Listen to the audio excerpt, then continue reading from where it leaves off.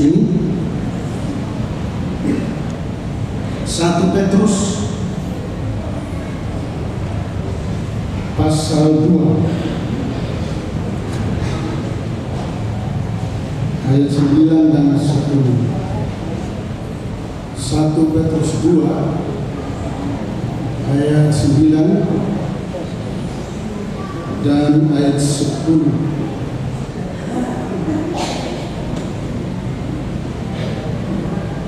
Saya membacakannya dalam kitab yang saya miliki, yang adalah versi baru dari Alkitab terjemahan baru versi kedua. Itu dia lebih dekat, beberapa kata lebih dekat pada teks aslinya. Karena itu kalau ada kata yang berbeda dengan yang sudah didapatkan, tidak apa-apa. Petrus 1 Petrus 2 ayat 9 sampai 10.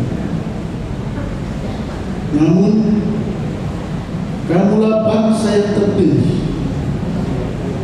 imamat yang rajana, bangsa yang kudus, umat Allah sendiri, supaya kamu memberitakan perbuatan-perbuatan yang besar dari Dia yang telah memanggil kamu keluar dari kegelapan kepada terangnya yang ajaib. Kamu yang dahulu bukan umat Allah, tetapi sekarang telah menjadi umatnya. Yang dahulu tidak dikasihani, tetapi sekarang telah beroleh belas kasihan.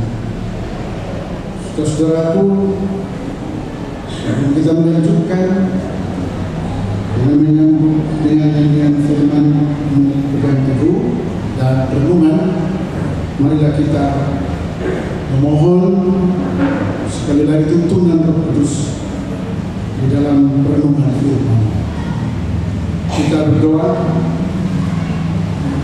Ya Allah, di hari ulang tahun Jemaat yang ke-6 ini, kami rindu lagi mendengarkan sabda-Mu.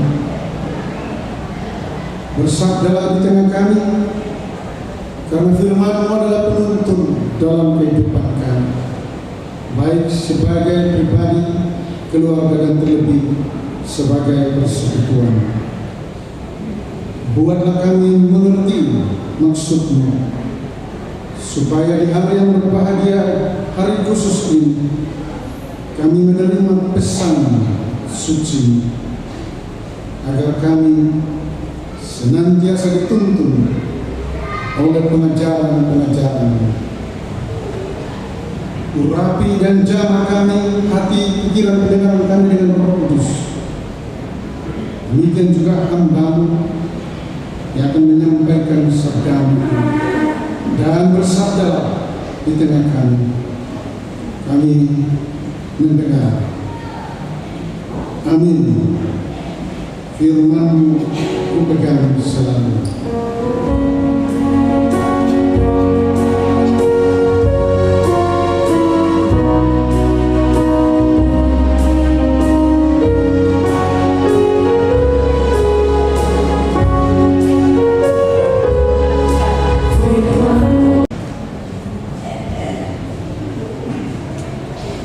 Kamulah bangsa yang terpilih, imamat yang rajani, bangsa yang kudus, umat Allah sendiri, supaya kamu memberitakan perbuatan-perbuatan besar dari Dia yang telah, ini yang cocok dengan nama di sini, yang telah memanggil kamu keluar dari kegelapan kepada terangnya yang ajaib.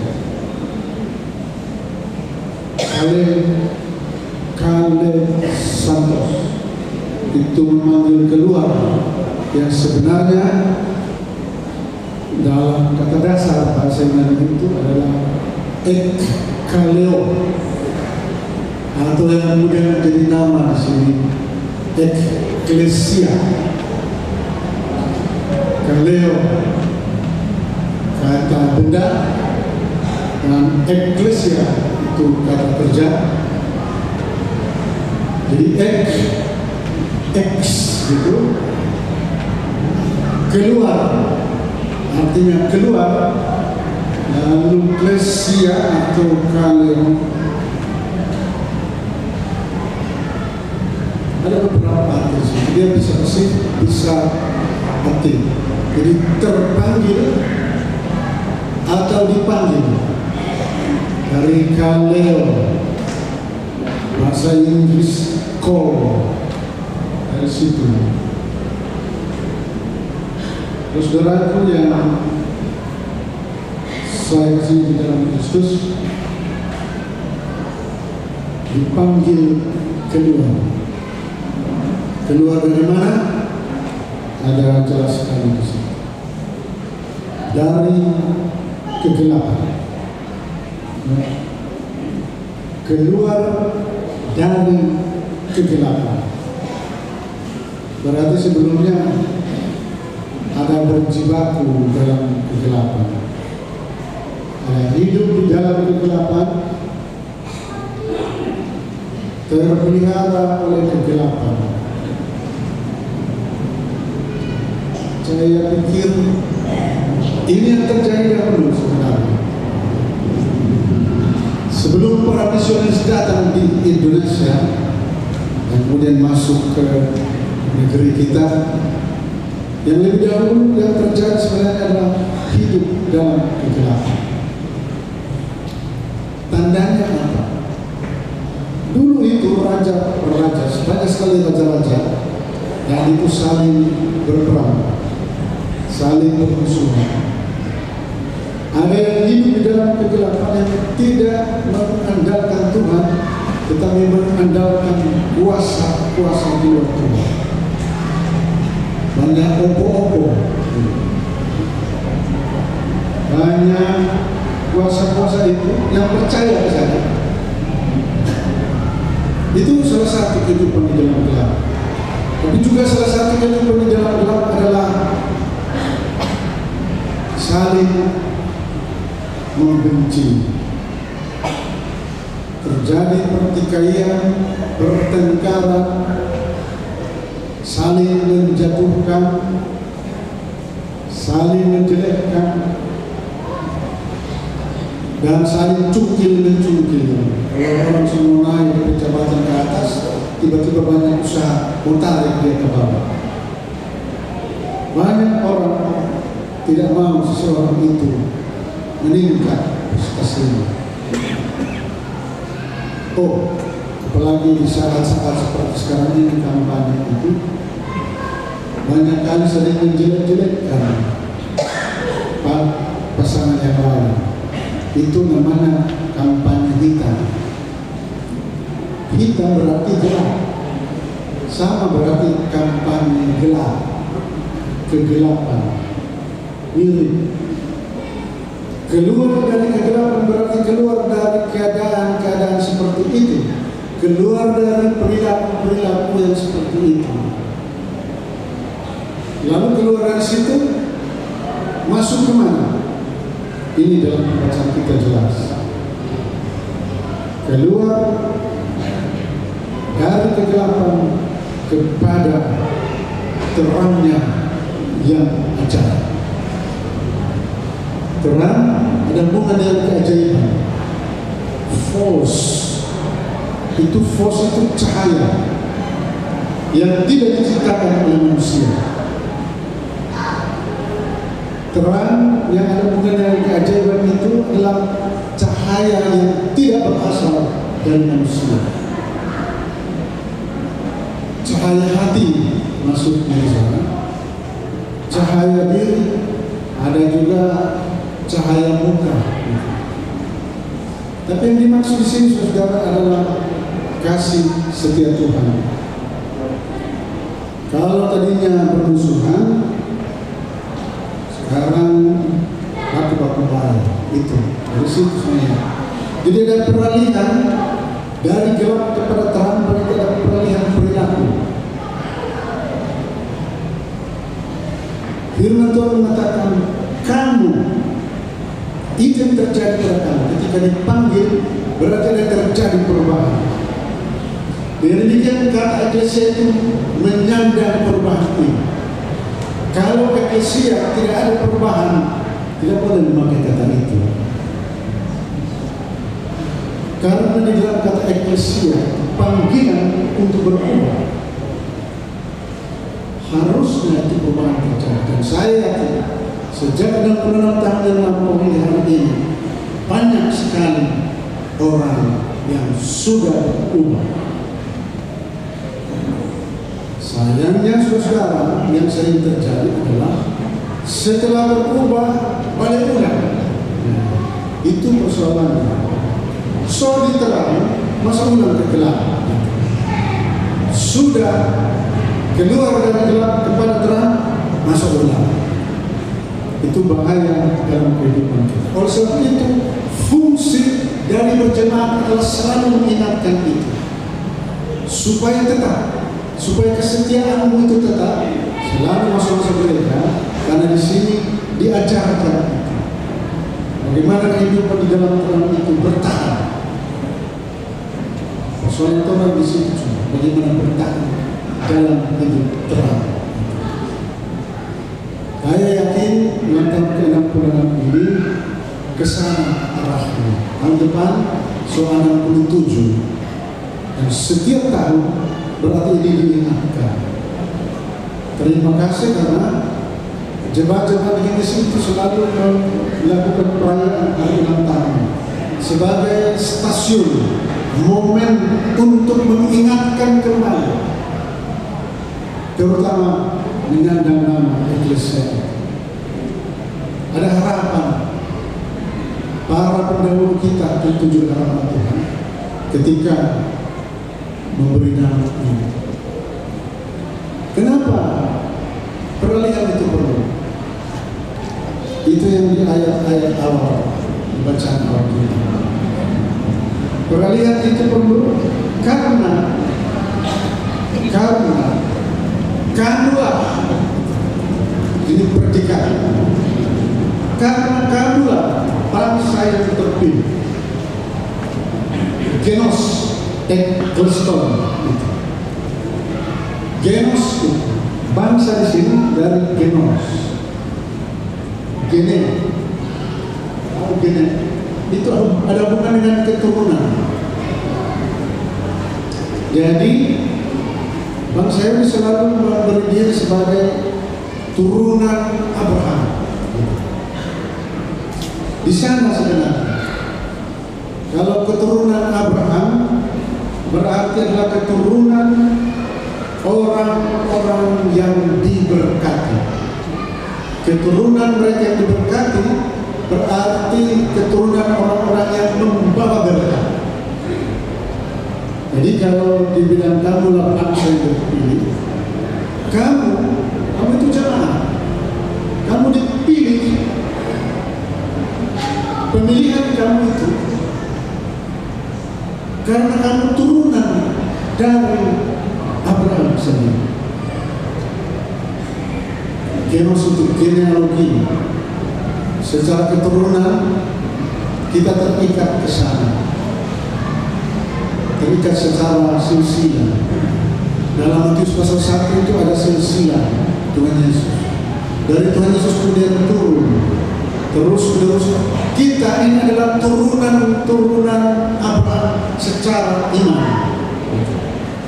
Jadi kita menyatakan, karena itu perilaku kami harus ada, sebab orang ini mewarisi berkat itu. Kalau tidak terlihat kehidupan di dalam terang, itu berarti disaksikan kalau sudah saya mewarisi berkat. Yang kedua, kamulah imamat yang rajanya. Ada kata imam, priest, dan ada kata melek, bahasa Ibrani, raja, basileia. Ada dua, saudara-saudara, imam dan raja. Imamat yang rajani itu jemaat disebut sebagai imamat yang rajani. Artinya begini, pertama fungsi imam. Fungsi imam itu adalah membawa berita, memperkenalkan kasih setia Tuhan kepada dunia. Imam itu di hadapan umat dia membawa pesan dari Tuhan. Di hadapan Allah dia membawa pesan dari umat. Jadi setiap orang sebenarnya punya fungsi ini di dalam jemaat.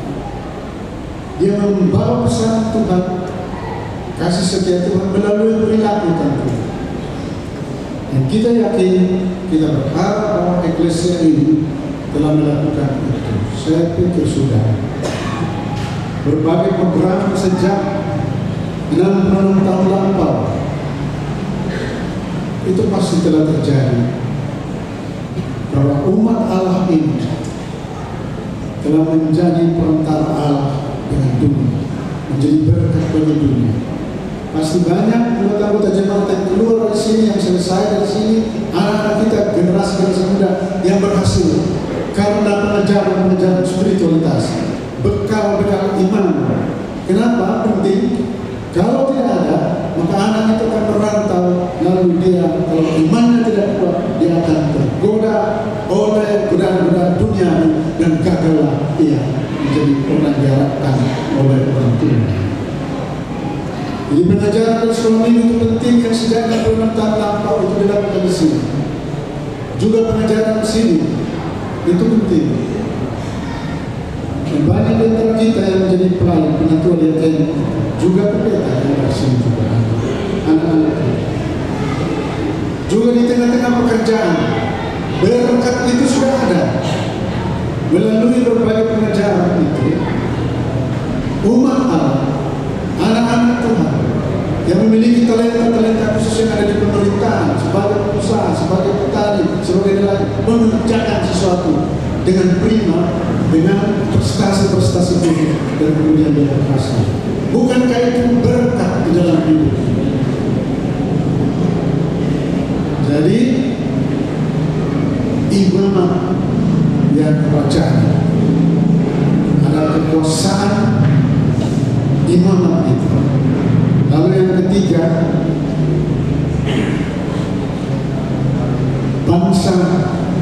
bangsa yang kudus, umat Allah sendiri. Kata bangsa itu Laos, bukan Laos yang ada meninggal itu di Italia Pusat, bukan. Laos, bahasa Yunani itu kumpulan orang yang seperti di pasar. Seperti di pasar itu dari mana saja dia. Jadi bercampur baur. Saya pikir jemaat juga seperti itu. Berbagai tingkatan ada di sana. Berbagai status sosial ada terkumpul di situ. Jadi jemaat itu Laos. Siapa saja ada di dalam sini. Dan di situ dikatakan kamulah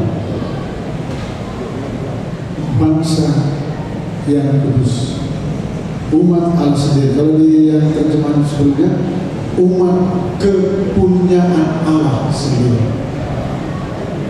milik Tuhan. Jadi persekutuan ini adalah milik Tuhan. Saudara dan saya adalah milik Tuhan. Kalau milik Tuhan berarti adalah harta kesayangan di tangan. Saudara dan saya menjadi harta kesayangan di tangan Tuhan. Apa konsekuensi dari itu? Pertama, dipeliharaannya dengan telaten. Kalau kita punya harta kesayangan, tidak mungkin ditaruh di kantong plastik lalu digantung di pagar sana. Tapi dia ada di dalam rumah, di dalam rumah, di dalam kamar, di dalam lemari, di dalam lemari, di dalam laci, di dalam laci, di dalam kotak kecil, ada kapas, lalu ditaruh di situ.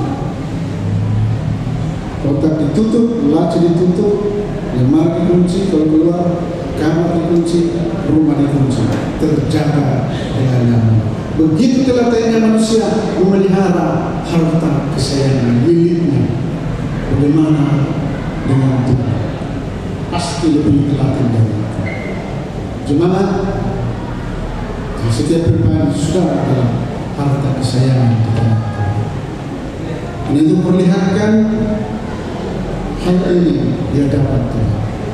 Selamat hari ulang tahun, dan kiranya nama yang disandang itu akan terlihat terus dalam persekutuan jemaat. Saudara, saya ulangi, kamulah bangsa terpilih, nomor 1 dipilih. Kamulah imamat dan kerajaan bangsa yang kudus, umat kepunyaan Allah. Cirinya adalah bahwa dia keluar dari kegelapan dan ada tugas. Tugasnya adalah supaya kamu memberitakan perbuatan-perbuatan yang besar dari Dia yang telah memanggil kamu keluar. Jadi predikat itu ada tugasnya, ada tanggung jawab. Perlihatkan itu dalam hidupmu sebagai jemaat, masih terlihat di dalam program-program pelayanan, sebagai keluarga masih terlihat di dalam kehidupan keluarga, apalagi sebagai pribadi masih terlihat di situ. Umat kepunyaan Allah. Sekali lagi selamat hari ulang tahun ke-66. Terpujilah Kristus, dan kiranya Ia sendiri yang akan melanjutkan dan menerangkan firman di dalam hati kita. Amin.